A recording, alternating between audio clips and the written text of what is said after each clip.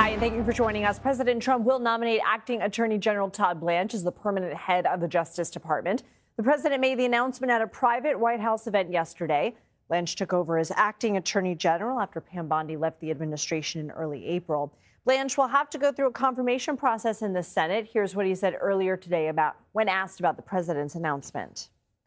Obviously, I'm honored and humbled that the president indicated he was going to nominate me. I will work with the senators. I have a good relationship with the Senate on both sides. I don't say no to phone calls. I'll meet with anybody that wants to meet with me. We have team coverage from Washington. CBS News White House reporter Olivia Rinaldi is at our D.C. bureau, and CBS News congressional reporter Taurean is on Capitol Hill. So let's go ahead and start with you, Olivia. What stands out to you? Well, exactly what Todd Blanche just said there, which is that he has a good relationship on both sides of the aisle. And that's really what he's going to need to, one, advance out of committee, and two, be confirmed to lead the Justice Department. Now, he was already confirmed, and that's what he had said there, as the Deputy Attorney General last year. But the circumstances right now are vastly different than they were last year when he was confirmed. You have the Epstein files, in which we saw Todd Blanche actually physically go and interview Ghislaine Maxwell, seemingly as part of this release to move her to a different prison, which caught a lot of backlash, not only from Democrats, but Republicans as well. We also have this weaponization fund, which is really hanging over the process and really hanging over this reconciliation process as well, which I'm sure Taurean can speak to. And also the issue of James Comey. We know that they tried to indict, or James Comey was indicted by a grand jury over the seashells that he had put out that said 8647, which was seen as a threat to the president, but that also was seen as a potential blunder by Todd Blanche. So there's all of these things that are now on his coattails as he heads into another Senate confirmation process.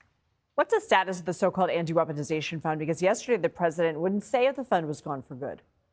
Yeah, in fact, the president said, I'll have to ask my lawyers, but Todd Blanche, who was his former personal lawyer, said that the fund is dead. The DOJ is not moving forward with it. Taurean, I'm sure, can also speak to this as well, but there were some efforts as part of the reconciliation process to codify the removal of this weaponization fund and to prevent any president in the future from creating a fund similar to that.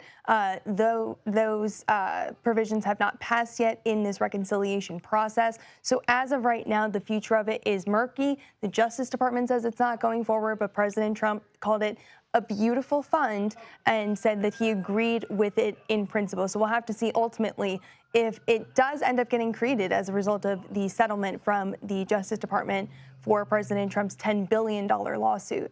Okay, Olivia Rinaldi, thank you. Let's go now to Capitol Hill. Taurean Small's name was brought up several times, so let's talk about it. Blanche says he's got support from both sides. Does he? Well, maybe. I mean, the biggest question that Republicans have is whether or not he will continue in the pattern of what we've seen so far as acting Attorney General and go after President Trump's political rivals, as well as following through on some of those promises that the president wants to see carried out that doesn't sit well with Republican lawmakers. We heard from Senator Thom Tillis, who said that he is uneasy about this anti-weaponization fund. And even though Blanche did guarantee that the administration was essentially dropping that, there's a lot of Republicans who are consistently or feel like they're consistently burned by one thing that nominee has been saying during their confirmation hearings, and then what they do once they're actually confirmed to office. So we'll watch and see if there is a consensus as it relates to the majority of the Republican conference. It appears that he has their support, but there only takes, considering this small majority, 4 defecting members of that party for that nomination to be shot down. Former Attorney General Pam Bondi mentioned Blanche during her interview about the Epstein files. What did she say? Yeah, that was the biggest takeaway from this transcript that was just released by the panel. She said essentially that Blanche ran everything. And that was the same readout we got from several Democratic members on that panel after they met with her. She said that he was the person handling this. She also said those redactions, the botched redactions in some of those files as they were rolling out were because of him. So she put the blame solely at his feet, something that he had to answer to while he was on the Hill this week as well. Senate's holding a marathon voting session on ICE funding today. What should we know?